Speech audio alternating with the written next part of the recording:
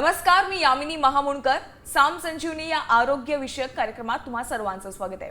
बघा, आजच्या धावपळीच्या जीवनशैलीमध्ये आपण आरोग्याच्या अनेक समस्यांचा सामना करतो आणि त्यापैकीच एक त्रासदायक समस्या म्हणजे वर्टिगो किंवा वारंवार चक्कर येणं. बघा, कधी अचानक डोळ्यासमोर अंधारी येते, तर कधी स्वतःभोवतीच जग फिरते असा भास होतो. हे केवळ शारीरिकच नाही तर मानसिक दृष्ट्याही अस्वस्थ करणारं असतं. आणि याच विषयावर सखोल मार्गदर्शन करण्यासाठी आयुर्वेदाच्या माध्यमातून यावर काय कायमस्वरूपी उपाय करता येतील हे जाणून घेण्यासाठी आज आपल्या सोबत आहेत प्रसिद्ध आयुर्वेद तज्ज्ञ आणि कार्ला इथल्या आत्मसंतुलन विलेजच्या संचालिका डॉक्टर मालविका तांबे. डॉक्टर, मनापासून स्वागत आहे. नमस्कार. थँक्यू. तर प्रेक्षकांनो, तुम्ही देखील डॉक्टर मालविका तांबे यांच्याशी थेट संवाद साधू शकता आणि त्यासाठी तुम्हाला केवळ आमच्याशी संपर्क करायचा, डॉक्टरांना थेट कॉल करायचा आणि त्यासाठी आमचा स्टुडिओ क्रमांक तुम्ही लिहून घ्या 02241010610. चला तर आपण विषयाला आता सुरुवात करूया. डॉक्टर, सध्या आपण बघायला गेलो की वर्टिगोचा त्रास दिवसेंदिवस सगळ्याच पिढीमध्ये बघायला मिळतो. अगदी तरुणांमध्ये देखील वर्टिगोचा त्रास येतो. तो वर्टिगो किंवा चक्कर येणे ज्याला म्हणतात, एक्झॅक्टली ते काय आहे? कारण की चक्कर येण्याचे पण बरेच प्रकार आहेत. मग नॉर्मल चक्कर येणं आणि वर्टिगोची चक्कर यामध्ये देखील काही फरक आहे का? बघा, आता एक तर चक्कर म्हटल्यावरती चक्रम नाही, हे अगदी आपल्याला लक्षात ठेवायला पाहिजे. तर चक्कर म्हणजे काय आहे की आयुर्वेदामध्ये क्लिअरली सांगितलेलं आहे की चक्रावरती बसल्यावरती फिरल्यावरती जसा भास होतो त्याला चक्कर किंवा भ्रम असं आयुर्वेदामध्ये म्हटलेलं आहे. आपण नॉर्मल भाषेमध्ये आपण जेव्हा भ्रम शब्द वापरतो तो आपल्याला काय वाटतं की काहीतरी न कळत असलेली गोष्ट आपल्याला जाणीव झाली तर त्याला आपण भ्रम म्हणतो. आपण म्हणतो ना, अरे मला असा भ्रम झाला. तर तो भ्रम आणि आयुर्वेदातला भ्रम हा खूप वेगळा आहे. तर भ्रम म्हणजे चक्कर असं आयुर्वेदामध्ये सांगितलेलं आहे. सो नॅचरली त्याची कारणं खूप असू शकतात आणि तरी ह्याचा जो सिम्पटम आहे तो म्हणजे तुम्हाला जेव्हा तोल गेल्यासारखं वाटतं, तुम्हाला आजूबाजूला तुमचं सगळं जे भोवताली हे आहे ते सगळं फिरतंय असं जेव्हा वाटत असतं किंवा तोल जातोय असं वाटतं, चालताना पटकन आपण पडून जाऊ का काय अशा प्रकारे जेव्हा वाटत असतं तेव्हा आपल्याला त्याला भ्रम आल्यासारखं म्हणत असतो. आणि त्यामुळे चक्कर जे आहे हा खरं स्वतः आजार नसतो.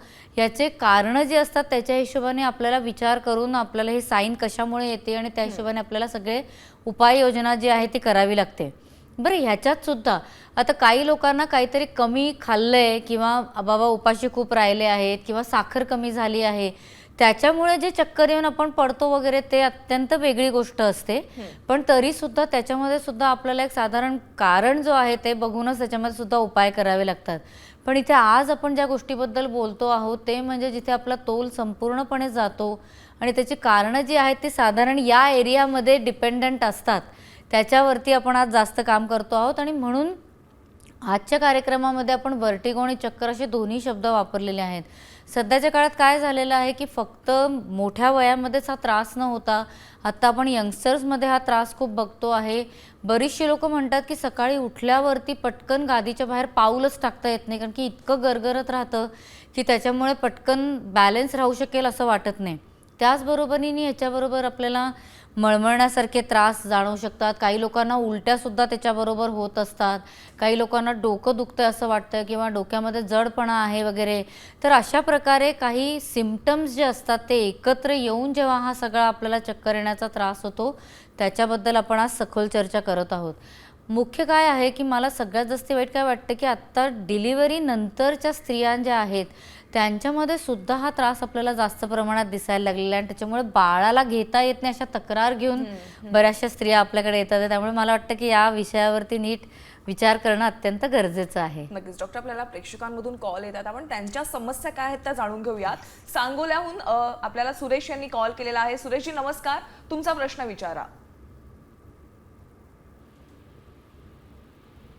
हॅलो. हा सर, बोला, तुमचा प्रश्न विचारा. काय झाले मॅडम, मला वरचेवर चक्कर यायला लागली आहे. अच्छा. शुगर पण आहे मला. ओ बरं. सर, तुमचं वय किती आहे? 68 आहे. 68. आणि किती वेळापासून हा त्रास तुम्हाला होतोय? एक 10-15 दिवस झाले बघा. हो, 10-15 दिवस ऑलरेडी झाले. बरं कसं आहे की आता जर का व्हर्टिगो बरोबर डायबिटीससारखा त्रास असला किंवा बी पीचा त्रास असला तर त्याही त्रासांवरती आपल्याला खरं उपचार घेणं अत्यंत गरजेचं असलं, कारण की शरीराच्या आतले जे वात पित्त आहेत की ज्याच्यामध्ये दोष आल्यामुळे आपल्याला हा भ्रमाचा त्रास जास्त होताना दिसतो, तर ते डायबिटीजमध्ये सुद्धा आणि हायपरटेन्शनमध्ये सुद्धा आपल्याला त्याच्यावरती वर्क केल्याशिवाय सुधरवता येत नाही.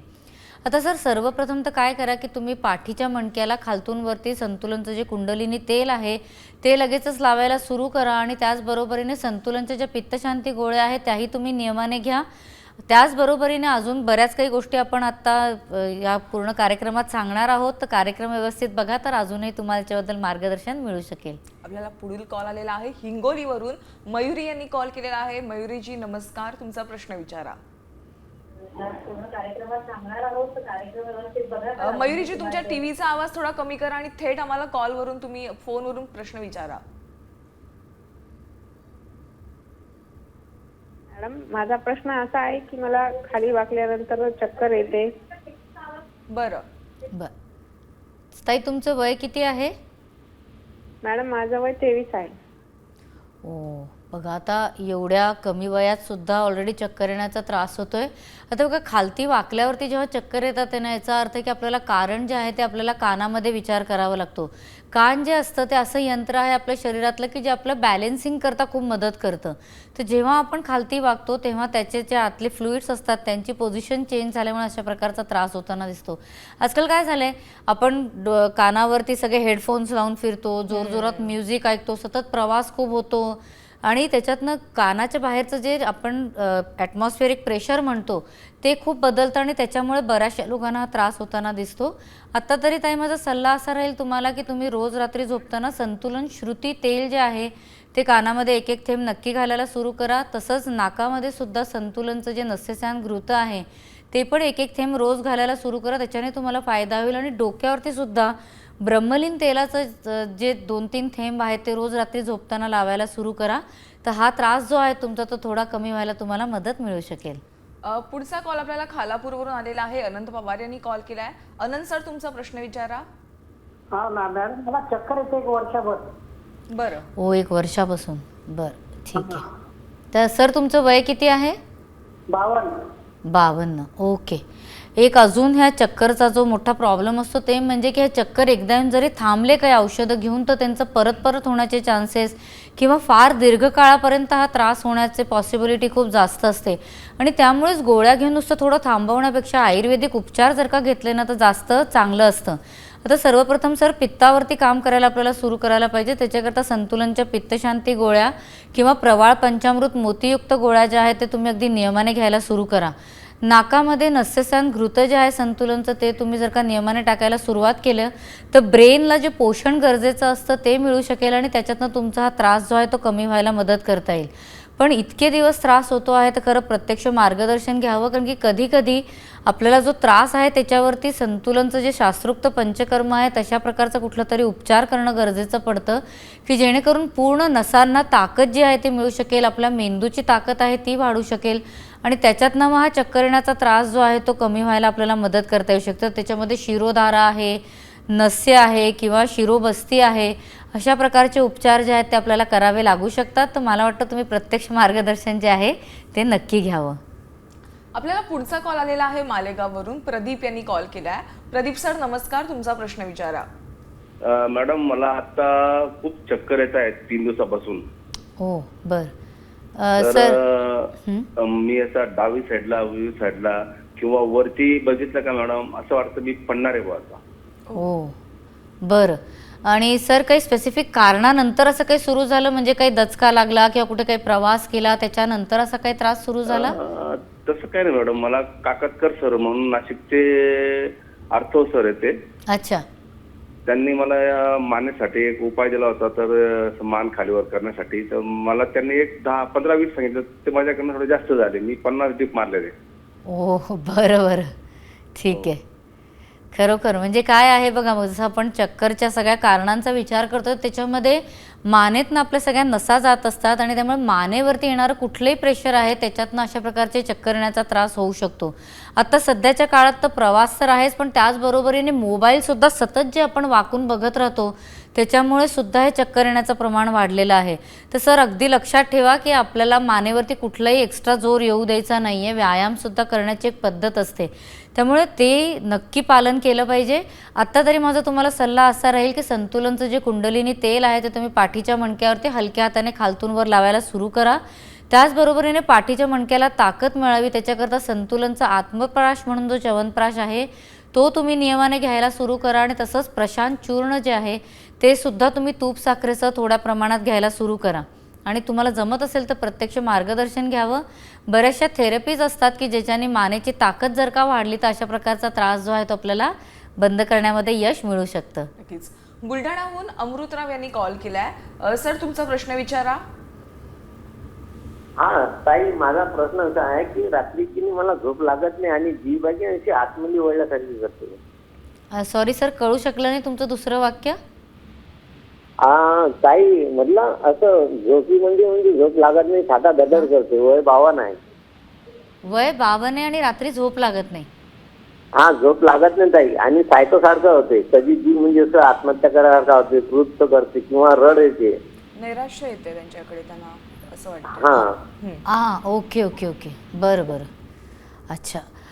आता खरं सर कसं आहे की रात्रीची झोप येत नाही आहे किंवा निराशा वाटते, तर याच्याकरता आपल्याला प्रॉपर काय कारण आहे ते समजून घेणं अत्यंत गरजेचं आहे. कारण की याच्यामध्ये औषधोपचार पण आपल्याला लागू पडू शकतो. समुपदेशन करण्याची गरज आहे का, फॅमिलीमध्ये कुठल्या प्रकारचा काही त्रास आहे का, किंवा काही दुसरी फायनान्शियल वगैरे कुठली चिंता आहे का, या सगळ्यांचा आपल्याला विचार याच्यामध्ये करावा लागतो.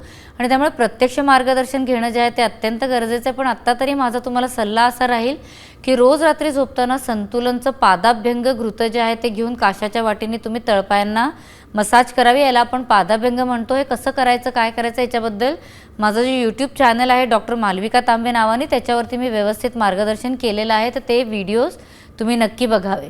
त्याचबरोबरीने नाकामध्ये तुम्ही नस्यसान घृत जे मगाशी सांगितलेलं ते तुम्ही 2-2 थेंब टाकायला सुरू करा, त्याच्याने तुम्हाला मदत मिळेल. तसंच काल्मो म्हणून गोळ्या आहेत संतुलनच्या, त्याही तुम्ही घ्यायला सुरू करा. आणि रोज रात्री झोपताना श्री गुरु डॉक्टर बालाजी तांबे यांची जी CD आहे म्हणजे म्युझिक CD, तर त्याच्यामध्ये स्पिरिट ऑफ हार्मनी आणि योग निद्रा फॉर माइंड रिलॅक्सेशन हे 2 तुम्ही नक्की लक्षात ठेवा नावं.